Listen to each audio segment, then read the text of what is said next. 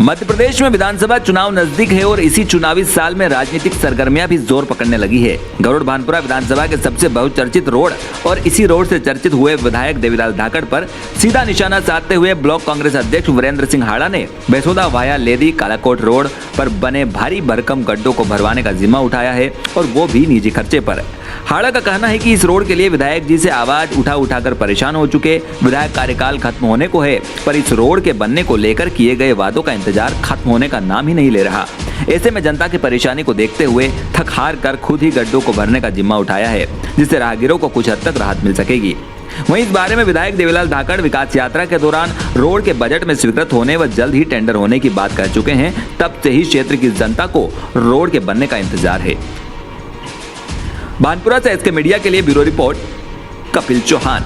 अभी क्या है, परीक्षा का टाइम चल रहा है, बच्चे परेशान है, घटना होने की संभावना बनी रहती है और विधायक साहब जो है कभी सुनते ही नहीं हमारी। तो हमने कई बार बात करी उनसे, पर वो कहते हैं बनेगा, पर ये सब चुनाव का टाइम देख रहे हैं, चुनाव आए हम इसका काम चालू करें। तो अभी परेशानी ये है, किसानों को मजबूरी, किसान परेशान है, राहगीर परेशान है, स्कूल के बच्चे परेशान हैं और मैं मेरे हिसाब से मेरे को अभी लोगों को राहत दूं, जो मेरे से बन सके वो करूं। और मैं विपक्ष में होते हुए कुछ लोग मेरे से कहते भी हैं कि आपने क्या मुद्दा उठाया क्या नहीं उठाया, तो मैंने आज विचार किया कि ये क्यों ना हम अपने हिसाब से जो भी इस रोड का जो है ये करवाऊँ, ये गड्ढे और लोगों को कुछ राहत देने का प्रयास कर रहा हूँ। तो हमेशा क्या रोड नहीं बनेगा तो क्या ऐसे गड्ढे आप कराएंगे क्या? अगर रोड नहीं बनेगा तो हमेशा करवाता रहूँगा, हर साल करवाता रहूँगा सर।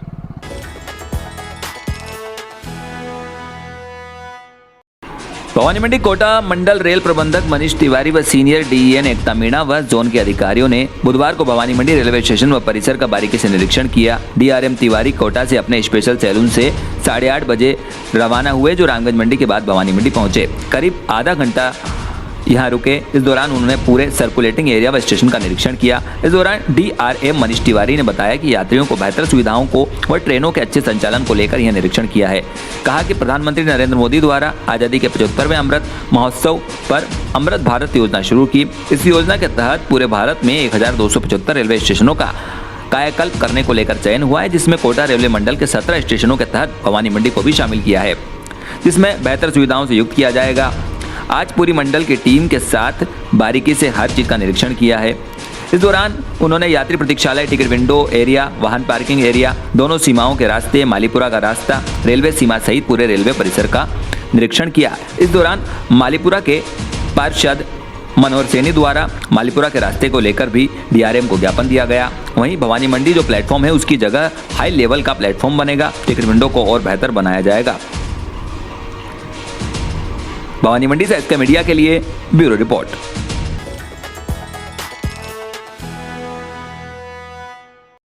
नवगठित नगर परिषद बेसोदा में आखिरकार लंबे अरसे के बाद बुधवार से आधार केंद्र शुरू हो गया। ऐसे में वर्तमान में चल रही शासन की हितग्राही मूलक योजनाओं का लाभ आधार संबंधी दस्तावेज के अभाव में हितग्राही वंचित नहीं रहेंगे, न ही इधर लोगों को भटकना पड़ेगा। स्थायी रूप से लोगों को अब आधार सेवा का लाभ मिल सकेगा। नगर परिषद में आधार केंद्र शुरू करवाने हेतु नगर परिषद उपाध्यक्ष अर्जुन शर्मा ने हाल ही में रविंद्र परमार एसडीएम राजस्व गरोड को एक मांग पत्र सौंपा था। ज्ञापन में नगर में शीघ्र ही आधार केंद्र शुरू करवाने के लिए मांग की थी। ऐसे में प्रशासनिक अधिकारियों ने संज्ञान लिया और नगर परिषद में आधार केंद्र शुरू कर दिया।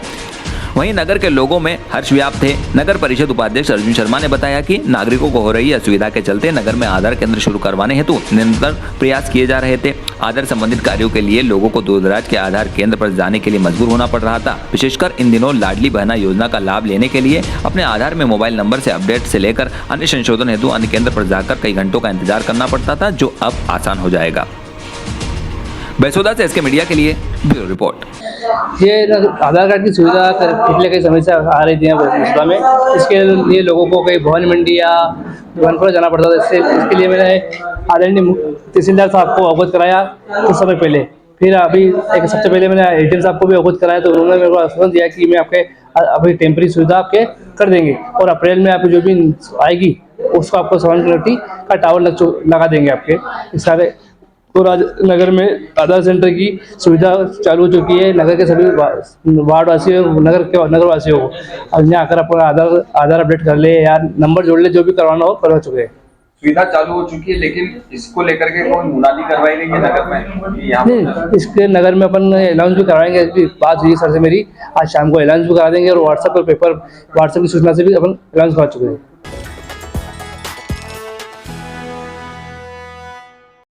झालावाड़ पुलिस ट्रेनिंग स्कूल में नवारक्षक जवान रवि कुमार के शव का पोस्टमार्टम करवाकर आज उसके परिजनों को सुपुर्द किया। परिजन झालावाड़ से शव को लेकर राजसमंद रवाना हो गए। मंगलवार दोपहर झालरापाटन पीटीएस में ट्रेनिंग कर रहे ट्रेनी जवान रवि कुमार ने अपने बैरक में फांसी लगाकर आत्महत्या कर ली थी। सूचना मिलने के बाद कल देर रात रवि कुमार के परिजन झालावाड़ पहुंचे और आज सुबह पीटीएस के कमांडेंट गोपीचंद मीणा और झालरापाटन सर्किल इंस्पेक्टर महावीर सिंह भी अस्पताल पहुंचे और रवि कुमार के शव को पोस्टमार्टम की कार्रवाई की गई। वहीं इस बारे में कमांडेंट पीटीएस गोपीचंद मीणा का कहना है कि वह मानसिक रूप से अवसाद में था। पता चला है कि उसकी कुछ दवाइयां भी चल रही थी। सभी स्टाफ के लोग उसे काफी मोटिवेट करते थे, लेकिन ऐसा नहीं लग रहा था कि वह इस तरह से आत्महत्या कर लेगा। पुलिस ने मेडिकल बोर्ड से रवि कुमार के शव का पोस्टमार्टम करवाया है। पोस्टमार्टम रिपोर्ट का इंतजार है। फिलहाल 174 में मामला दर्ज किया गया है। झालावाड़ से एसके मीडिया के लिए फिरोज पठान। गाँव में उनके परिजनों से संपर्क करके उन्हें बुलवाया गया, तो उसके सारे रिलेटिव अभी यहाँ आए हुए हैं। उसी का एक रिश्तेदार साथ में ही उसके ट्रेनिंग कर भी रहा था, वो भी यहीं मौजूद है। और हमने इस रिपोर्ट के ऊपर 174 CRPC के तहत कार्रवाई शुरू कर दी गई है। मेडिकल बोर्ड द्वारा पोस्टमार्टम करवाया जा रहा है। आगे जांच में जैसी स्थिति आएगी वो क्लियर करेंगे।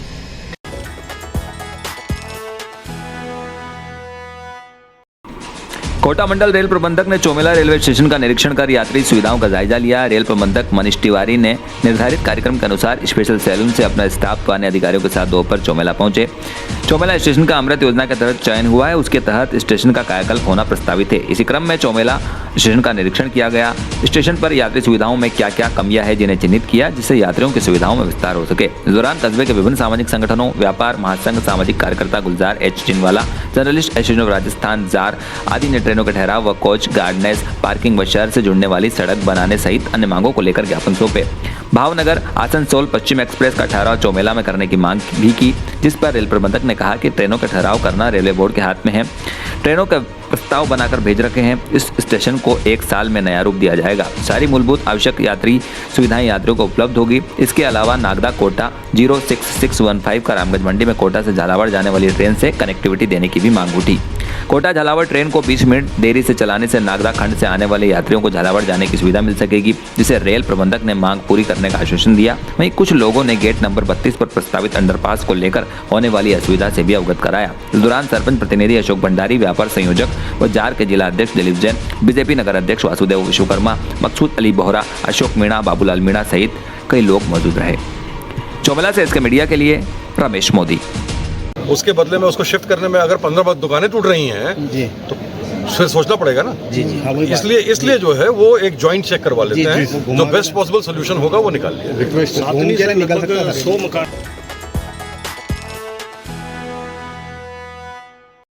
दौसा के निजी स्कूल में वार्षिकोत्सव प्रतिभा सम्मान समारोह आयोजित हुआ, जिसमें भगवान सहाय मीणा ने सरस्वती पूजन व दीप प्रज्वलित कर कार्यक्रम की विधिवत शुरुआत की। समारोह में सांस्कृतिक कार्यक्रम में समूह गान, एकल नृत्य, समूह नृत्य, लघु नाटक, आशु भाषण आदि रंगारंग सांस्कृतिक प्रस्तुतियां देकर दर्शकों को मंत्रमुग्ध किया। समारोह में मौजूद अतिथियों के द्वारा विद्यालय के शिक्षकों तथा प्रतिभाशाली विद्यार्थियों को स्मृति चिन्ह देकर सम्मानित किया। समारोह में विद्यालय के निदेशक राम खिलाड़ी मीणा ने छात्र छात्राओं को संबोधित करते हुए उन्हें जीवन में हमेशा आगे बढ़ने के लिए प्रेरित करने के साथ माता पिता का नाम रोशन करने तथा देश, अपने गाँव व जिले का नाम रोशन करने की बात कही। राम भजन मीणा डीलर ने भी बच्चों को अच्छा मोटिवेट किया। इस अवसर पर विद्यालय के शिक्षक अशोक बिलोनिया, संतोष बिलोनिया, संतोष शर्मा, पूजा चेतीवाल, दीपक शर्मा, कमोती मीणा, संदीप शर्मा, विजय महावर, राजेंद्र मीणा आदि मौजूद रहे।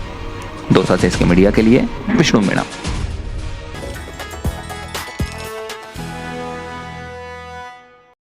आज भारतीय किसान संघ झालावाड़ इकाई ने झालावाड़ जिला मंत्री मुकेश मेहर की अगुवाई में रायपुर तहसील के सेमली खान सहकारी समिति के पूर्व व्यवस्थापक प्रकाश शर्मा के द्वारा कई गबन कर किसानों के लाखों रुपयों को चूना लगाने के चलते जिला कलेक्टर भारती दीक्षित को ज्ञापन सौंपा। भारतीय किसान संघ के प्रतिनिधिमंडल ने जिला कलेक्टर कार्यालय के बाहर नारेबाजी की।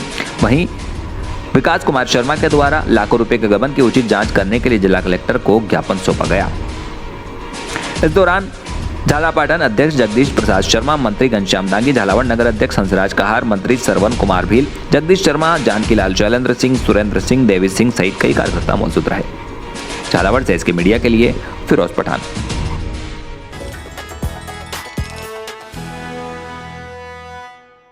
मां शीतला माता की पूजा अर्चना करने को मंदिरों में महिलाओं की भीड़ उमड़ पड़ी। मां शीतला के पूजा अर्चना करने एवं भोग लगाने के लिए बासी खाना यानी बछोड़ा तैयार किया जाता है। बासी पदार्थ ही देवी को नैवेद्य के रूप में अर्पित करते हैं और भक्तों के बीच प्रसाद के रूप में इसे वितरित किया जाता है। पूजन को बछोड़ा पूजन भी कहते हैं। तड़के 4 बजे से ही महिलाएं पूजा की थाली सजाकर पूजा अर्चना करने को निकल पड़ती है। होलिका के पास पूजन करने के साथ ही मां शीतला माता के मंदिर पहुंचकर पूजा अर्चना महिला श्रद्धालु करती है। परिवार को बीमारियों से बचाव के लिए मनौती मांग रही थी। क्षेत्र में स्थित मां शीतला माता मंदिर में काफी संख्या में महिला पुरुष श्रद्धालुओं की पूजा अर्चना करती दिखाई दी। चित्तौड़गढ़ से इसके मीडिया के लिए सुनील निगम।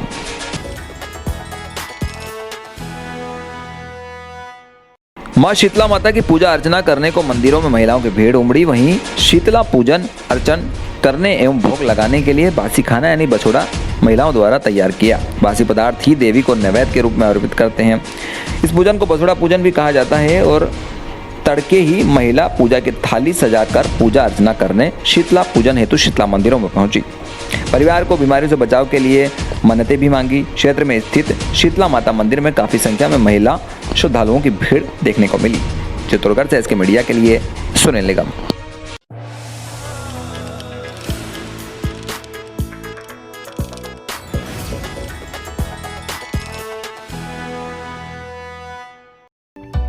मध्य प्रदेश शासन की मुख्यमंत्री लाडली बहना योजना अंतर्गत पात्रता मध्य प्रदेश के स्थानीय निवासी हो, विवाहित हो, जिसमें विधवा, तलाकशुदा एवं परित्यक्ता महिला भी सम्मिलित होगी।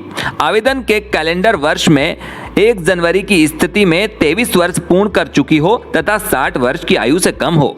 योजना अंतर्गत अपात्रता। योजना के अंतर्गत ऐसी महिलाएं अपात्र होगी जिनके परिवार की सम्मिलित रूप से स्वघोषित वार्षिक आय 2.5 लाख से अधिक हो, जिनके परिवार का कोई सदस्य आयकरदाता हो, जिनके परिवार का कोई भी सदस्य भारत सरकार अथवा राज्य सरकार के शासकीय विभाग, उपक्रम, मंडल, स्थानीय निकायों में नियमित स्थायी कर्मी, संविदा कर्मी के रूप में नियोजित हो अथवा सेवानिवृत्त उपरांत पेंशन प्राप्त करता हो, जो स्वयं भारत सरकार, राज्य सरकार की किसी भी योजना अंतर्गत प्रतिमाह राशि ₹1000 या उससे अधिक की राशि प्राप्त कर रही हो, जिसके परिवार का कोई सदस्य वर्तमान अथवा भूतपूर्व सांसद विधायक हो, जिनके परिवार का कोई सदस्य भारत सरकार अथवा राज्य सरकार के द्वारा चयनित मनोनीत बोर्ड, निगम, मंडल, उपक्रम के अध्यक्ष, संचालक सदस्य हो, जिनके परिवार का कोई सदस्य स्थानीय निकायों में निर्वाचित जनप्रतिनिधि, पंच एवं उपसरपंच को छोड़कर हो, जिनके परिवार के सदस्यों के पास संयुक्त रूप से कुल 5 एकड़ से अधिक कृषि भूमि हो, जिनके परिवार के सदस्यों के नाम से पंजीकृत 4 पहिया वाहन ट्रैक्टर सहित हो, यह सभी महिलाएं योजना के अंतर्गत अपात्रता की श्रेणी में आएगी। पोर्टल पर आवेदन दर्ज किए जाने हेतु अनिवार्यता। समग्र परिवार एवं सदस्य आईडी, समग्र सदस्य आईडी का ई-KYC सत्यापन। समग्र आईडी में आयु कैलेंडर वर्ष में 1 जनवरी की स्थिति में 23 वर्ष पूर्ण कर चुकी हो तथा 60 वर्ष की आयु से कम हो। समग्र आईडी में लिंग महिला हो। समग्र आईडी में महिला की विवाहिक स्थिति विवाहित, विधवा, तलाकशुदा एवं परित्यक्ता हो। अंतिम सूची के बाद भुगतान किए जाने हेतु अनिवार्यता। महिला का व्यक्तिगत बैंक खाता होना चाहिए। महिला के बैंक खाते में आधार जुड़ा लिंक होना चाहिए। महिला के बैंक खाते में डीबीटी सक्रिय हो। यही सभी होने पर अंतिम सूची पश्चात भुगतान किए जाने हेतु अनिवार्यता होगी। और अब आइए प्रक्रिया को समझ लेते हैं 6 चरणों में। पहले चरण में ऑफलाइन फॉर्म आवेदका की समस्त जानकारी प्रिंटेड फॉर्म में दर्ज किया जाना चाहिए। दूसरे क्रम में प्रिंटेड फॉर्म अनुसार पोर्टल में समग्र आईडी के आधार पर जानकारी दर्ज करवाना। अंतिम सूची में प्रथम अंतिम सूची जारी की जाना। आपत्ति प्रबंधन में ऑनलाइन एवं अन्य माध्यम से दर्ज आपत्तियों का समिति द्वारा निरीक्षण व निराकरण। 5वें चरण में अंतिम सूची में आपत्तियों के निराकरण के बाद अंतिम सूची जारी किया जाना व स्वीकृति पत्र जारी किया जाना। और अंतिम व 6वें क्रम में मासिक भुगतान में समस्त पंजीकृत हितग्राहियों को प्रतिमाह राशि का भुगतान किया जाना। मुख्यमंत्री लाडली बहना योजना की समस्त जागरूकता हेतु प्रसारित की गई जानकारी को देखने व सुनने के लिए धन्यवाद। नगर परिषद भैंसोदा द्वारा जनहित में जारी।